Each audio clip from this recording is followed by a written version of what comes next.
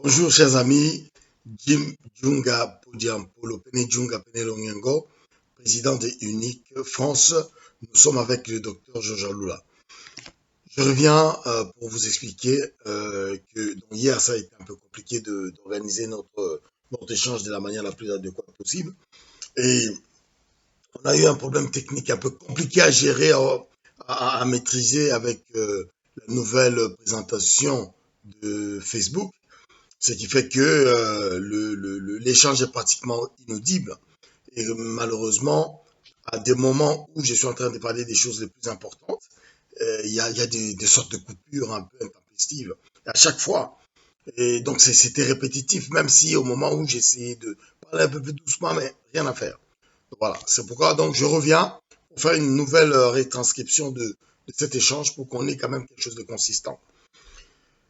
Donc le titre de notre échange aujourd'hui est la non-existence de l'État, l'absence d'État, aura-t-elle comme conséquence d'empêcher le Congo de bénéficier des conséquences, en tout cas des retombées positives du Covid-19 pour son développement? Voilà, donc on va un peu voir le travail que nous, au niveau du mouvement de l'unité congolaise, au mouvement de l'unité nationale d'intégrité congolaise, on a fait pour justement faire avancer les choses de la manière la plus forte.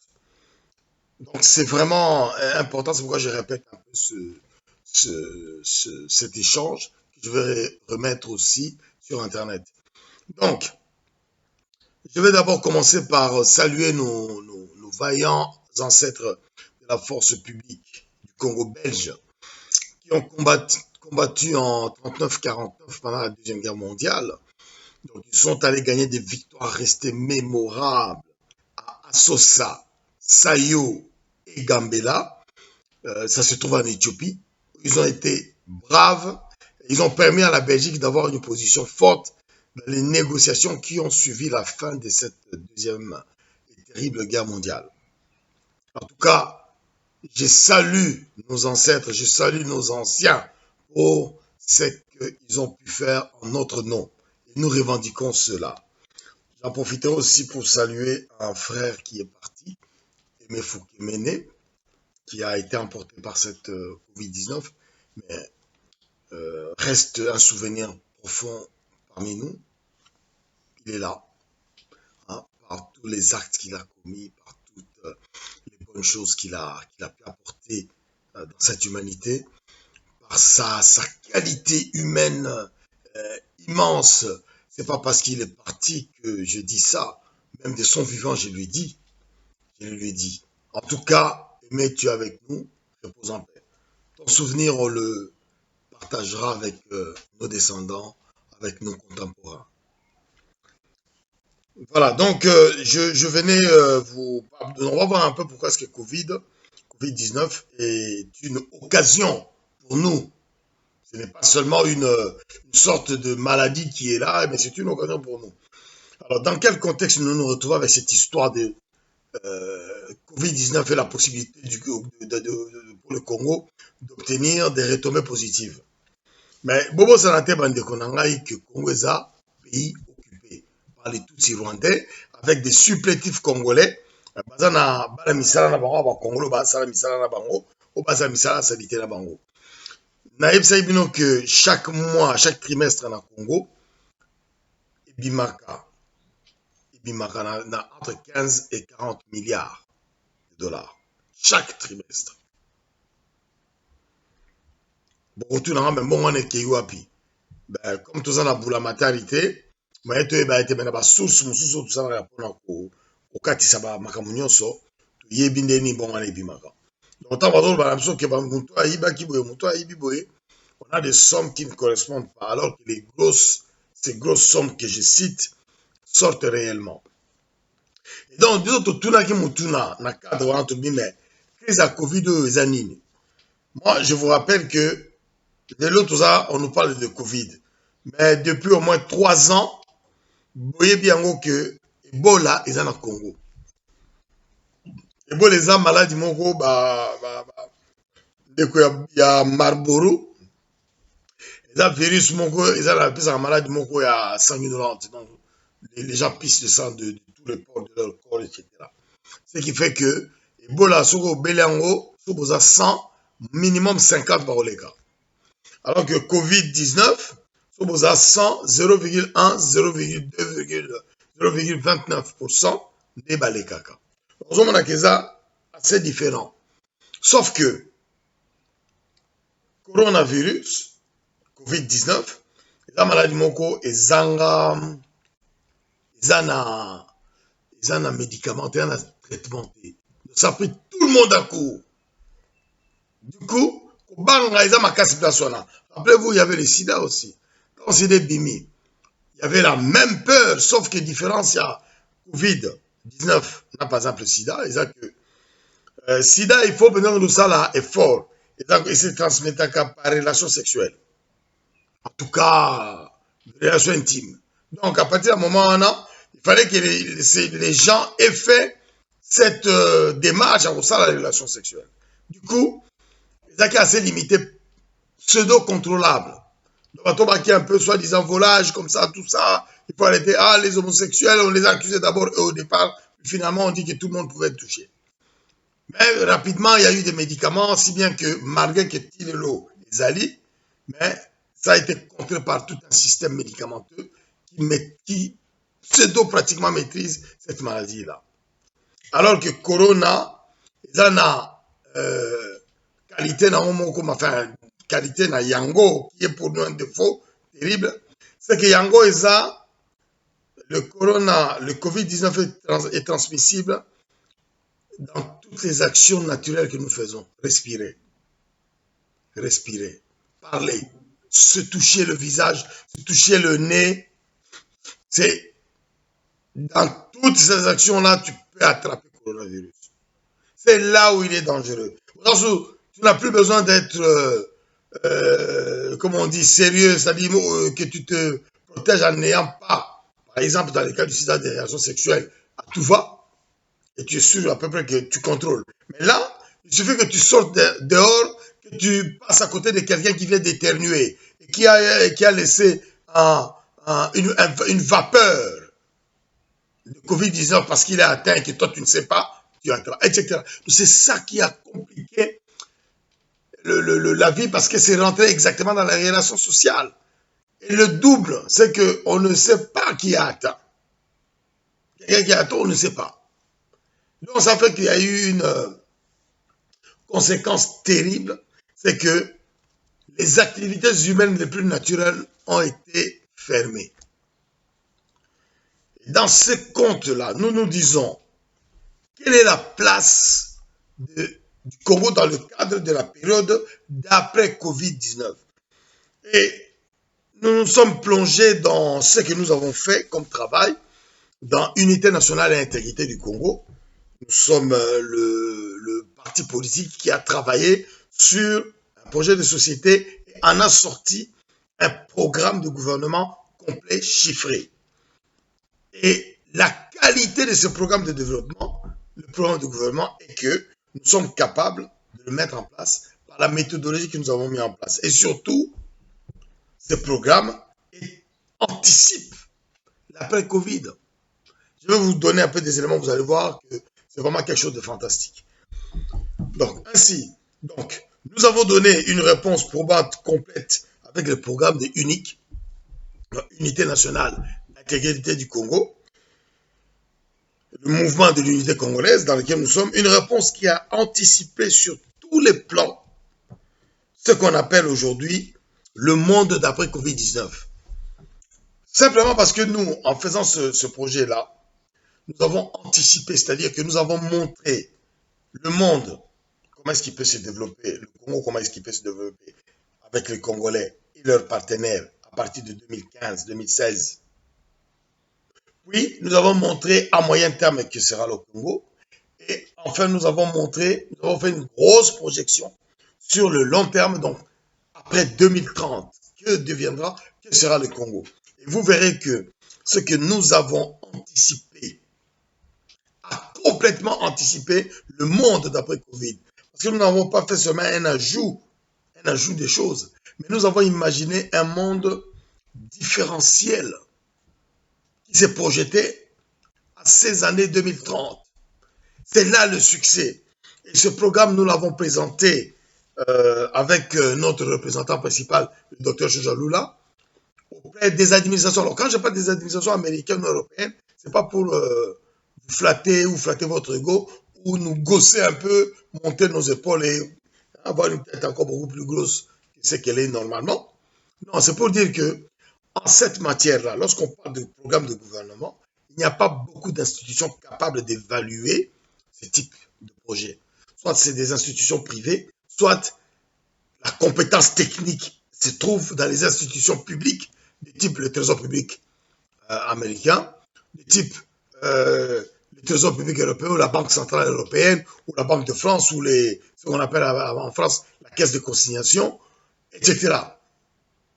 Ça, ce sont des organismes très puissants, très compétents, qui sont capables de mesurer, d'évaluer un tel projet.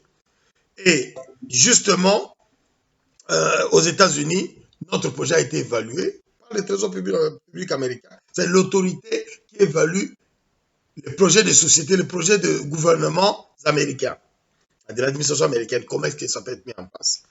Et donc, cet organisme a donné un satisfecit total.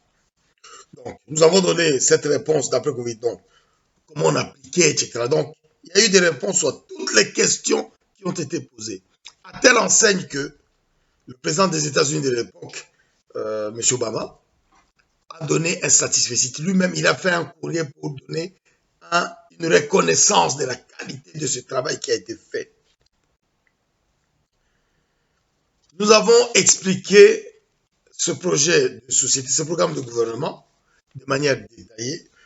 Nous avons expliqué son application au présent et la projection de ce que sera le Congo en 2030. Nous l'avons bien mis de manière claire en donnant des argumentations, en montrant les stratégies possibles que nous mettions en place. Sur tous les plans, avec une stratégie redoutable d'efficacité intégrant le maximum de Congolais immédiatement. Les Congolais et leurs partenaires. Le maximum immédiatement. C'est-à-dire, ça concerne tout, ça va de personnes qui n'ont aucune compétence aux personnes qui ont un maximum de compétences et entre les deux, c'est-à-dire mettre tout le monde au travail. La particularité de ce programme de gouvernement étant sa force suprême et que ce programme est un programme qui va être lancé de manière simultanée. Et le Binini, le Congo, tout ça, a 26 régions. L'objectif de l'objectif, c'est toujours que ça 11 régions. Mais toi, on a 26 régions. Sachant qu'il y a 26 régions, on a, ce sont 26 régions qui se sont calquées pratiquement sur les sous-régions de nos anciennes 11 régions congolaises. Donc, lorsque nous disons que le programme de gouvernement Nabusso pour le développement du Congo, avec nos partenaires, avec les Congolais et nos partenaires et amis, on a lancé simultanément, et c'est que le programme Otobanao d'abord na Kinshasa, si ma toke na Lubumbashi, si ma toke na Kananga, si ma toke na Kisangani, si ma toke na Bunia. Non, non, non, non. Et au Banda, Mbalamoko partout. Ce programme va commencer de manière simultanée dans tout le pays. Le lundi X, par exemple, le lundi 30 septembre 2020, Egobanda, na Kinshasa, enfin, na région Kinshasa, région Ozaïr, le 26, ils ont existé le. Dans chaque région, il y aura un programme bien défini, avec des cibles, avec des objectifs clairs et avec toute la main-d'œuvre nécessaire, tous les organismes. On va tout mettre en même temps en place et démarrer le développement. Aucune région ne sera en retard de quoi que ce soit. Notre calcul se fait par rapport à l'existence de la dimension, la division administrative actuelle du Congo, dans 25 régions plus Kinshasa. Notre méthode fonctionne toujours de la même manière avec les 11 régions, ce qui est notre préférence, car plus rasséréné, plus conforme à ce que nous voulons faire au Congo. Dans mon cadre, nous voulons, on aura besoin des cadres, pas des quantités, on aura besoin des techniciens techniciens par des quantités avec, on peut le détail dans le parce que le détail, c'est énormissime. Mais rassurez-vous, nous maîtrisons des A à Z ces détails-là. Nous savons pour telle chose qu'est-ce qu'il faut, combien de gens il faut, etc. Avec quelles responsabilités. Donc, nous avons des compétences de Congolais que nous connaissons par leur pédigré et ce qu'ils ont pu faire, études, travail, etc. Il n'y a pas besoin que, au sein l'habitude de Bélé mais quelqu'un qui a une expérience, par exemple, de 20 ans, 25 ans en maçonnerie, c'est quelqu'un qui connaît son boulot, etc., etc. Alors, quel est le problème à écarter dans le cadre Wana? Quels sont les problèmes à écarter? Il y a déjà des problèmes à écarter. L'État congolais, à travers toutes ses actions régaliennes, donc les actions vraiment de l'État, doit être crédible pour créer un terreau fertile à l'implémentation de notre programme. Comme ça, tout à l'heure. Imaginons que Phototia programme en cours là. Et comment est-ce que nous le ferons? Parce que le programme en a besoin d'un financement. Et donc, ce programme, comme il a besoin d'avoir des financements importants, il faut qu'il y ait une crédibilité très forte de l'État. Très forte. Et lorsque nous parlons de crédibilité très forte, nous pouvons citer, par exemple, le cas du Ghana, ou Malaisie, ou d'autres, en tout cas le cas du Ghana, par exemple. Le Ghana, parce que le programme est unique, qui a été présenté par notre parti, et avec le président Georges Alula comme intervenant principal, a été présenté et est écrit en anglais et en français. Il a été présenté dans ces deux langues-là. Et donc, à partir du moment où on l'a présenté, il y a des gens qui ont certainement écrit des choses. Et là, nous avons vu que le programme est allé sortir en partie dans certains pays. Dans le cas de l'application du Ghana qui est allé vers les marchés, mettre une stratégie en place, le Ghana n'a pu faire cette stratégie que parce que l'État ghanéen, par son organisation aujourd'hui, est un État qui est crédible auprès des créanciers. La preuve en est quoi? La preuve en est que les créanciers, en vérifiant les points marqueurs de cette sérieuxité du Ghana, ont répondu massivement à la demande du Ghana qui voulait investir 2 milliards de dollars. La réponse des marchés financiers, était de plus de 4 milliards de dollars, le double. Dans ce cas-là, le pays obtient des meilleurs prix et ça a été le cas du Ghana. Alors imaginez que demain, nous arrivons au Congo avec toutes les équipes de patriotes. La première chose qu'on fera, c'est remettre en place cette crédibilité-là, avant de commencer à chercher je ne sais pas quoi d'autre, pour que le programme soit mis en place. Vous voyez que le travail qui doit être fait doit être un travail qui va être fait avec à pas de course comme ça, pas de charge vraiment, quoi. Pour obtenir une crédibilité rapidement, je ne dis pas que c'est facile, mais la méthode que nous avons mis en place nous permet de mettre en place certaines choses très importantes qui vont rendre sa crédibilité immédiatement au Congo. Principalement, par exemple, la lutte contre la corruption. Mais pas la lutte qu'on voit où les gens font un cinéma monumental. Comment voulez-vous qu'on arrête seulement le sieur Kamere, le directeur du cabinet du président de la République démocratique du Congo, comme étant la personne qui a fait une grosse magouille pour voler 15 millions de dollars sur un contrat? Vous croyez que ça, c'est la lutte contre la corruption? Il faut toujours se dire, quand on a un peu de matière grise, que ce que je fais là aujourd'hui, je suis devant vous dans cet écran-là et je serai dans Internet maintenant, tout le monde le verra. Et tout le monde qui verra va dire, ah, il a annoncé de bonnes choses. Mais on va vérifier.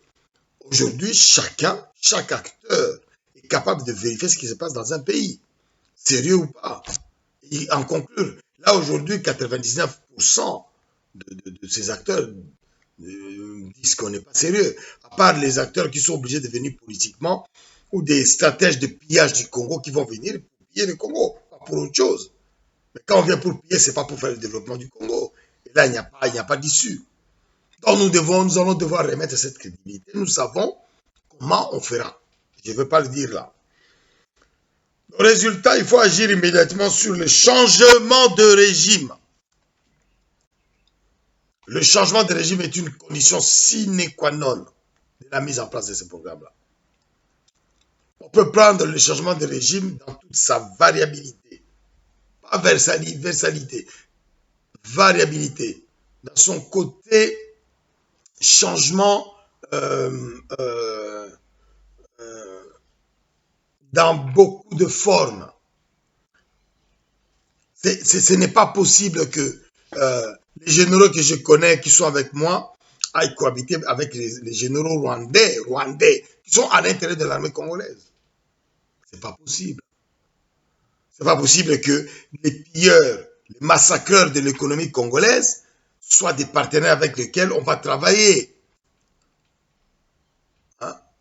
Les gens qui ont créé le système, qui ont créé l'appel d'air de tous les bandits du monde. À la limite, les bandits du monde, je me dis, ils ont profité parce qu'on leur a dit, ah, venez, venez, on a détruit tout ici, vous allez faire tout dans l'impunité. Ils vont venir. Mais nous, on leur dira pas ça. On leur dira, voilà, nous avons mis les normes, chacun suit les normes. Et si tu respectes les normes et que toi-même tu es dans les normes, tu viens avec nous. Et le seul qui reste, c'est parce que le travail, nous le faisons tous les jours. Le soulèvement du peuple congolais est une des solutions. C'est le souverain premier. Car ce qui se passe au Congo est ubuesque aujourd'hui, inacceptable. C'est hors sol. C'est hors sol. Mais c'est du jamais vu. On n'a jamais vu des choses comme ça. Nous sommes rompus à mettre en place un État organisé, robuste dans ses actions, régalien, bref, crédible sur tous les points de vérification de la crédibilité d'un État de par le monde. Ça, nous savons le faire. Parce que le travail que nous avons fait nous oblige pour que, c'est comme si tu achètes une Panamera et tu veux rouler avec ta Panamera.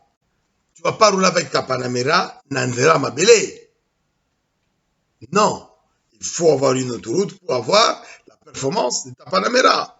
Et ensuite, il faut mettre du carburant pour pouvoir démarrer ta Panamera. Ensuite, il faut mettre le bon carburant efficace pour aller. Voilà. Nous sommes vraiment dans cet ordre d'idée. Pour mettre en place notre programme, il faut le changement de régime, il faut la mise en place de toutes les institutions nécessaires et le mutandis pour choisir les hommes qui vont diriger les points stratégiques de cette mise en place de ce programme de gouvernement. Cette crédibilité retrouvée passe par le mutatis mutandis, la lutte résolue, implacable contre la corruption. Le cas de la Malaisie avec le docteur Mahathir Mohamed, le cas du Ghana ou de la Corée du Sud sont des cas qui nous intéressent et qui nous enseignent énormément. Énormément.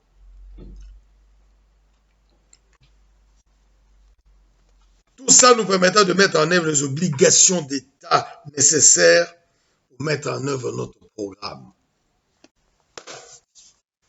Donc, c'est aussi facile, mais ce n'est pas facile.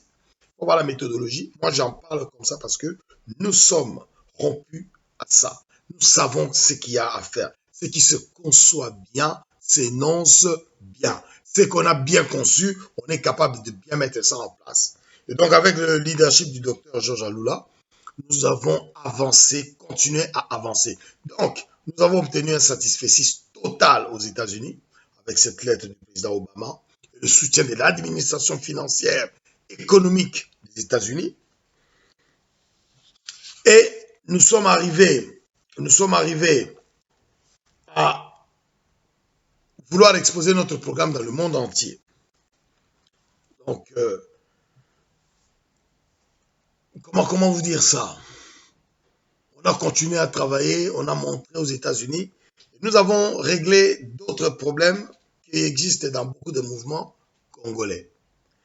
Donc, dans l'unité nationale et intégrité du Congo, le mouvement de l'unité congolaise, nous sommes partis régler tous les problèmes de leadership qui auraient pu exister. Donc, nous avons convenu tous ensemble à l'unanimité qu'aujourd'hui, c'est le docteur Georges Aloula qui porte la légitimité de notre mouvement, qui porte la légitimité de notre pouvoir jusqu'à ce que nous arrivons à Kinshasa au pouvoir, au Congo. Parce que le but de tout parti politique, c'est ça. Le docteur Alola a travaillé dur depuis plus de 14 ans avec toute son équipe. Il y a eu des désertions, comme j'appelle ça. Il y a eu des arrivées. Il y a eu des gens qui sont restés, qui ont tenu la maison, qui ont gardé la maison. On a porté ce dossier partout. On a monté ce programme partout. Ce programme a été jugé, jaugé, pesé, mesuré, chiffré, hein, par tout ce qui était possible d'être fait, par les différents experts les plus pointus qui existent.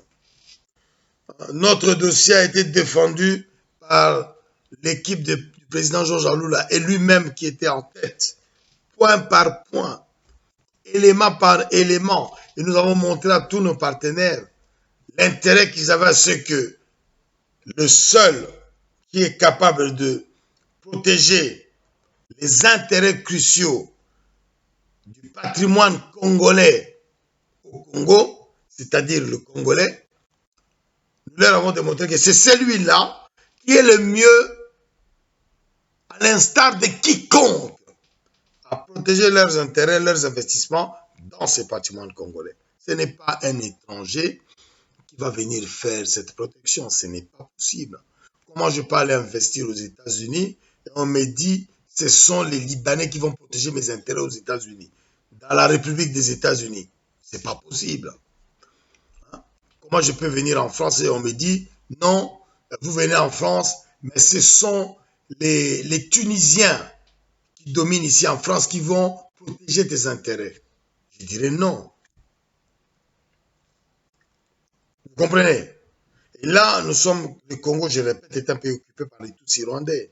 Comment voulez-vous que quelqu'un puisse croire que ce sont les Tutsis rwandais qui vont protéger les intérêts qu'il va mettre au Congo? C'est pas possible.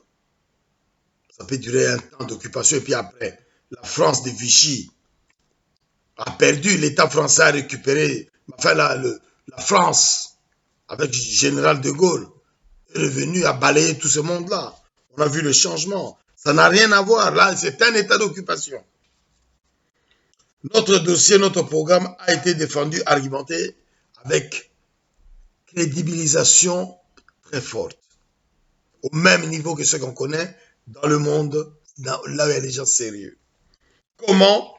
Par son contenu probant, sa méthodologie claire, complète et efficace de mise en œuvre, la méthode robuste de lutte contre la corruption de manière généralisée, la création, l'instauration de toutes les institutions nécessaires au fonctionnement, au bon fonctionnement idoine de l'État comme il est en France, comme il est en Angleterre, comme il est en Belgique, comme il est en Allemagne, comme il est au Japon, en Corée du Sud, aux États-Unis, comme il est au Ghana.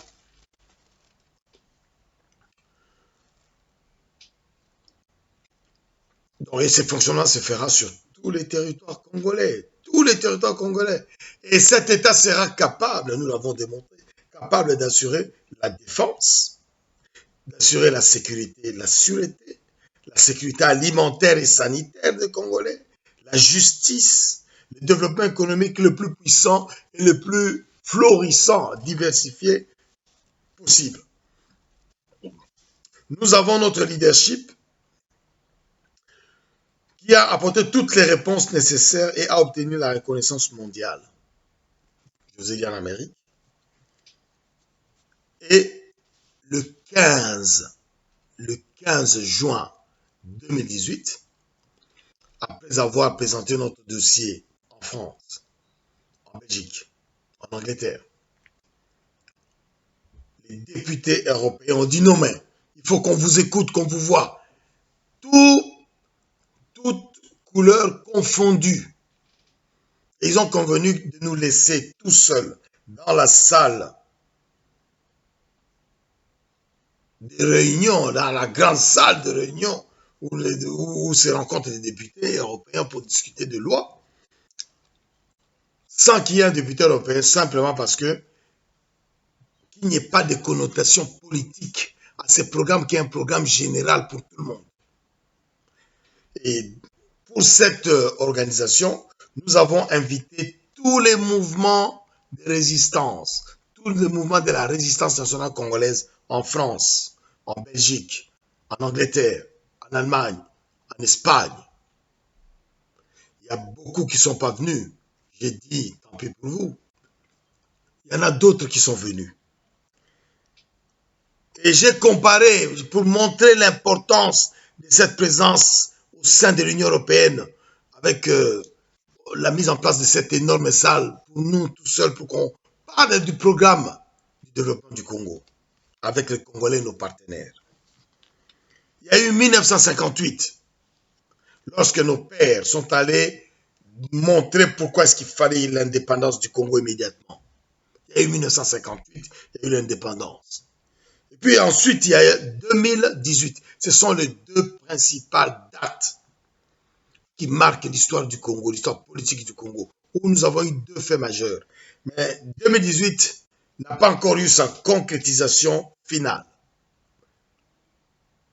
Pas encore, mais ça va venir. À la question, on me dit, mais pourquoi vous n'êtes pas parti? Vous êtes toujours là, vous êtes passé en 2018 au Parlement européen, mais pourquoi vous n'êtes pas parti? C'est la complexité de la situation. Ce sont d'abord nos frères qui sont les premiers traîtres dans cette histoire-là. Ensuite, la situation devient complexe parce qu'il y a des gens qui changent des alliances toutes les 2 minutes. Il y a des gens qui peuvent dire oui aujourd'hui. Et lorsqu'on leur montre quelques billets, ils disent ah non, moi je commence à réfléchir autrement, etc. Ils ne voient que leur intérêt, pas l'intérêt du Congo. Alors que tous ceux qui viennent piller le Congo voient leur intérêt à eux. Et pour protéger leur intérêt, ils détruisent la croyance aux intérêts de la République démocratique du Congo qui renforcerait notre camp. Qu'est-ce que nous avons comme avantage comparatif solide à présenter? Unité nationale et intégrité du Congo, avec le docteur Georges Alula, a cet avantage comparatif que nous pouvons présenter au monde. Le programme de gouvernement que nous avons, la qualité de ce programme, la qualité, la compétence technique détenue par les personnes qui aujourd'hui sont celles qui seront les personnes qui porteront ce projet-là. Et il y a encore une ouverture généralisée à l'entrée dans ce projet-là, pour que les gens prennent les responsabilités, parce qu'il y en a beaucoup. C'est pourquoi j'ai ouvert ma main. Hein. J'ouvre ma main. Venez, venez, allons ensemble. Venez. Allons ensemble, sous le leadership du docteur Georges Alula, on va aller ensemble de l'avant, on va gagner ensemble.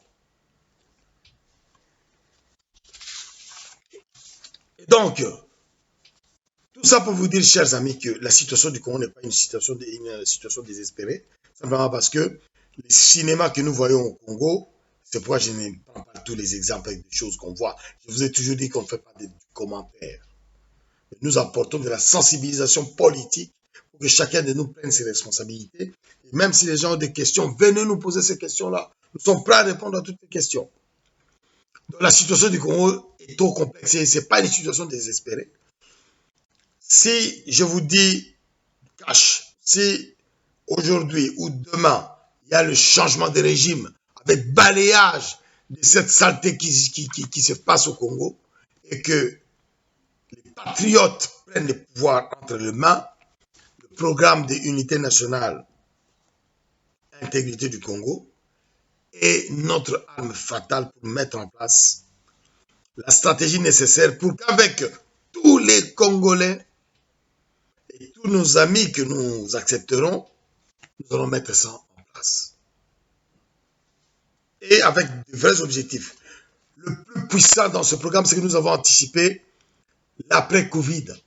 C'est-à-dire qu'en nous projetant au-delà de 2030, mais pas seulement en faisant des calculs simples, c'est-à-dire en imaginant, en inventant un Congo nouveau, en inventant un Congo nouveau dans un type de relation mondiale nouveau. C'est-à-dire la production locale. La production locale. Tout faire chez nous d'abord.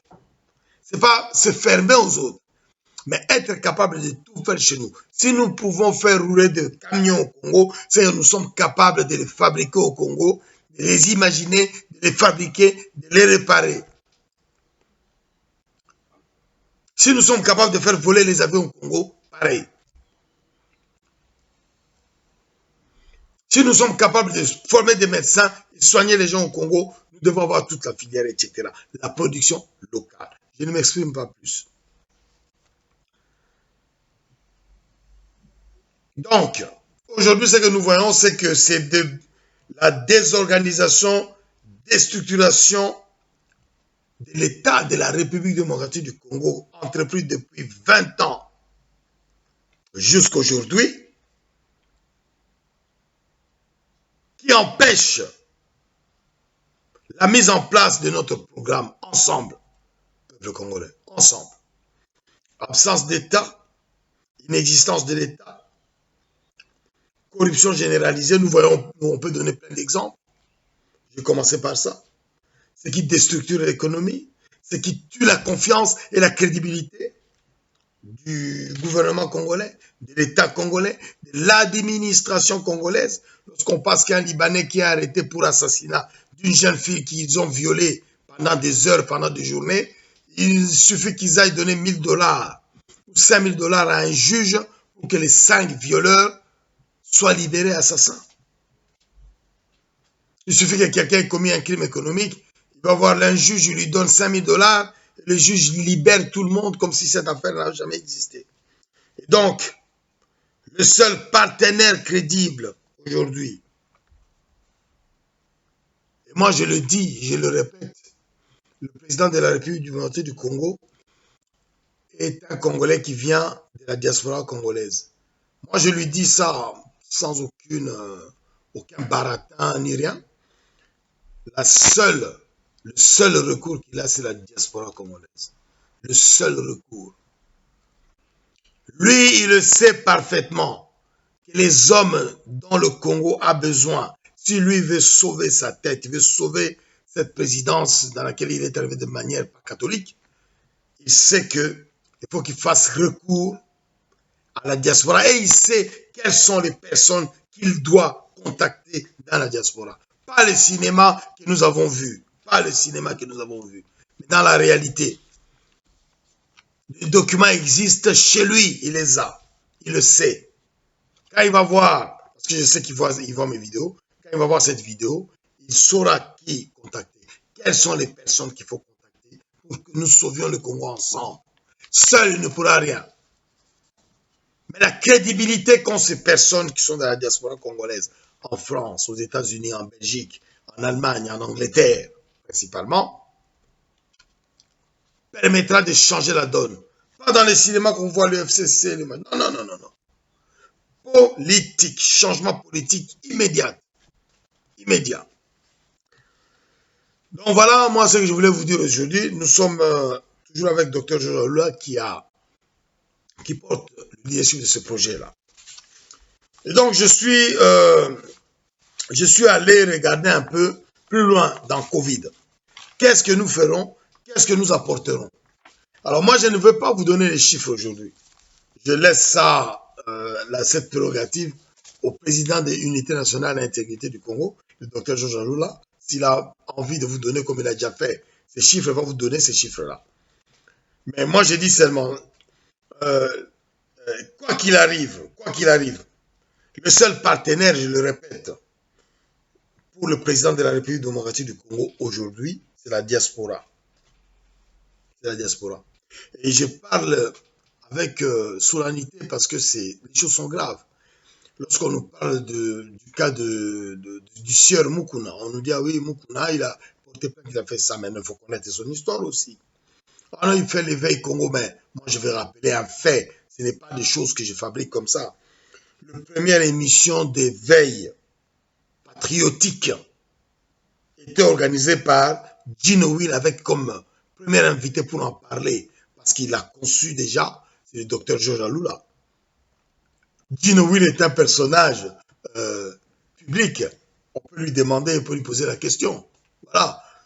La première émission qui a été faite pour faire l'éveil patriotique des Congolais, elle a été faite avec l'émission de Gino Will, avec le premier invité qui a théorisé cet éveil patriotique, docteur Georges Alula, président de l'Unité nationale et intégrité du Congo. Donc ça, c'est des choses qu'on peut se dire.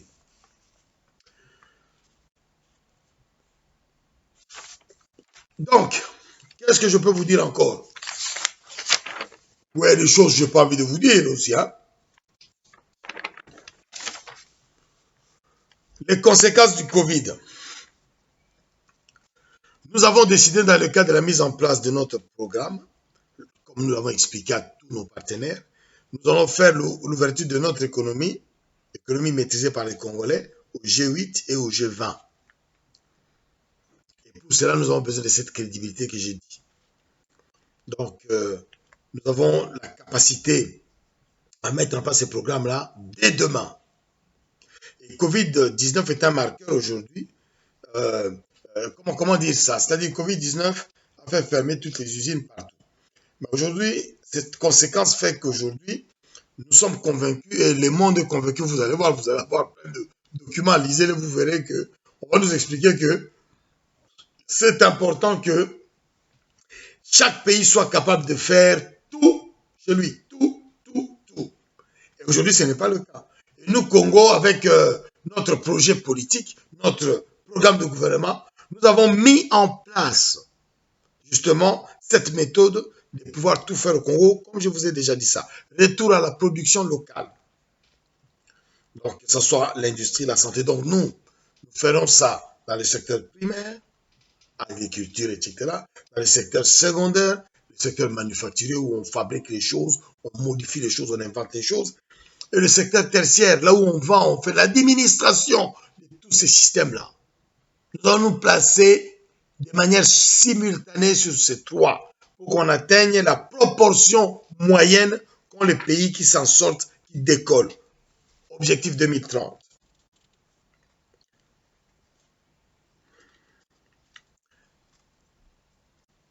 L'absence de l'État, l'inexistence d'État est un obstacle majeur. La corruption est un obstacle majeur. Nous devons les combattre de la manière la plus rigoureuse. Il y a d'autres choses que nous combattrons en même temps. Les mentalités, etc. Nous nous sommes mis sur cette ligne-là. Voilà un peu ce que j'ai voulu partager avec vous aujourd'hui. Je pense qu'on est un peu avancé. Et là, je vais prendre le deuxième sujet que je voulais traiter, qui concerne le tribalisme. J'ai vu un titre sur, je ne sais pas qui a fait cette émission, mais je vous dis, ça doit être Chang ou bien Gino Will. En tout cas, j'ai vu ça dans beaucoup de publications où les gens sont en train de nous expliquer que Kabila et ses amis, les Rwandais, sont arrivés à mettre le tribalisme au centre de la gouvernance du Congo. Et donc, le Congo a éclaté. Et partout, maintenant, c'est entre nous. Oh!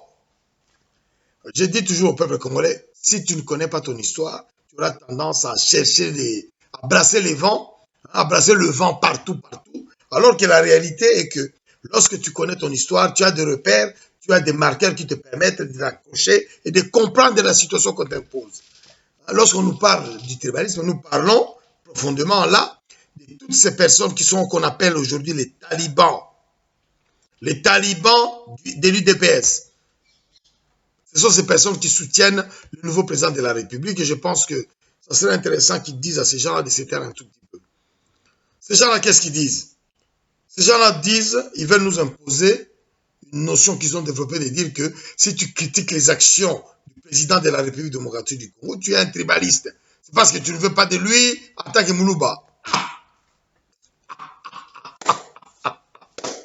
Et là, on dit, ah oui, mais mais non, il ne faut pas tomber dans ces pièges-là. Ces types qui parlent comme ça, là. Ces talibans qui parlent comme ça. Vous savez c'est qui ces gens-là?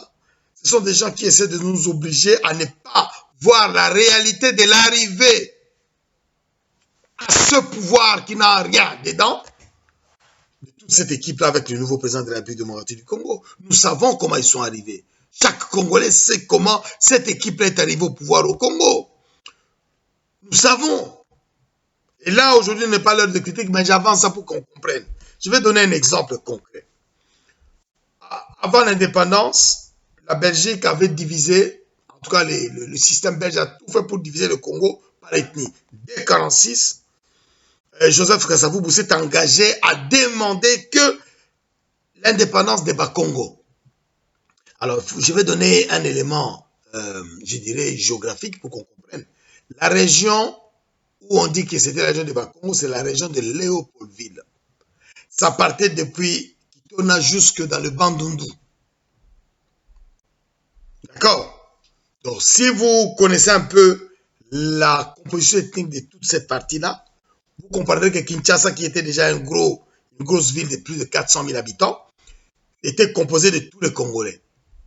Et quand tu nous parles de Bakongo comme l'entendement de Kasavubu à l'époque, ce n'est pas les gens de Bandundu, justement, qu'une peut-être petite partie. Donc, ça posait déjà problème. Ça tanguait, mais les Belges ont fait les méthodes Koué. Allez, ils ont mis de la vaseline, il faut que ça passe. Les Belges ont soutenu Kalonji contre Patrice Lumumba parce que Kalonji, Ngalula, tout c'était dans le MNC. Lumumba est arrivé derrière, parce qu'il était pas membre du MNC au départ. Il est arrivé derrière avec son charisme. Il a pris, on lui a confié la direction du parti. Et donc ça a commencé à aller. Les Belges sont entrés derrière Kalonji, Ngalula, pour les sortir de là. Et ils ont créé le MNC Kalonji. Ngalula n'est pas resté très longtemps avec Kalonji parce qu'il est allé dans le groupe de Mbinza. Les Belges ont encore soutenu Moïse Tshombe, dans sa quête de l'indépendance du Katanga. Le Katanga qu'on voulait lier avec la Rhodésie. Pourquoi quitter le Congo et entrer dans la Rhodésie? Sauf qu'encore là, dans le mauvais calcul qu'ils ont fait, la majorité des habitants du Katanga sont des Baluba. Ce sont les ethnies Luba qui sont majoritaires en termes de population au Katanga. Là, je vous fais une analyse détaillée. Le MNCL a fait une campagne nationale pour présenter l'État unitaire du Congo. Et pour cela, il s'est adjoint des partenaires, des alliés qui étaient présents dans chaque territoire et qui lui soutenaient. Il y avait 6 régions: Kivu, Katanga, Kasaï, Léo, Équateur et Oriental. Donc, moi, ce que j'essaie de vous dire, c'est que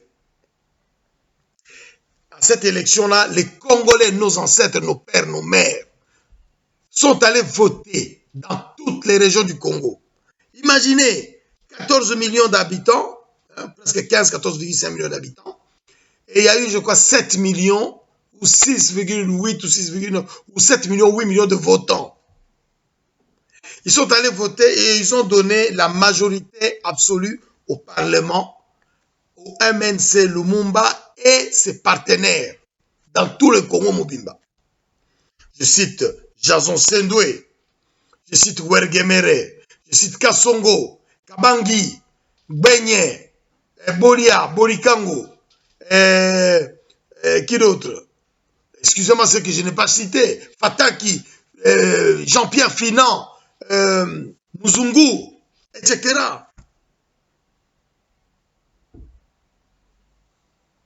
Et donc, le premier gouvernement congolais était constitué par des Congolais. Dans tous les bureaux de ce premier gouvernement, tu n'avais que des Congolais. Tu n'avais pas une ethnie dans un bureau, non.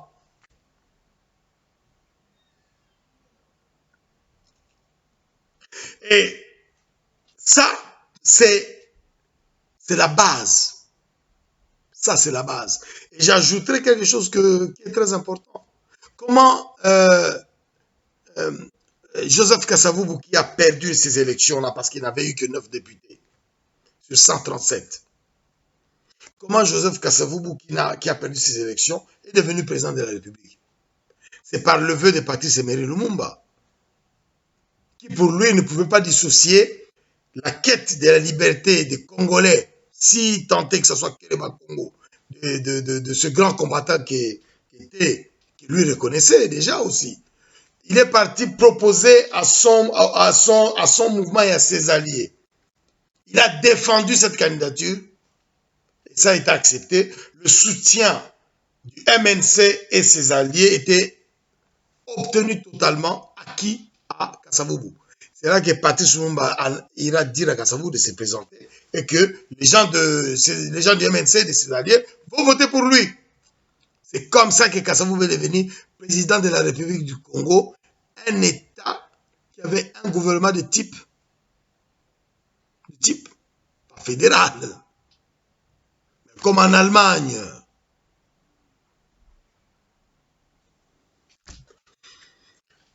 Donc, l'histoire nous enseigne énormément. Alors, lorsque nous venons plus proche de nous, Mobutu dans ses gouvernements, rappelez-vous, on a vu tout le monde, il y avait des Balouba, il y avait des gens du Bandundu, il y avait des gens de toutes les régions du Congo qui étaient toujours présents. Même à partir du moment où Mobutu a mis plein de gens de l'Équateur, comme on disait, bah, Équateur.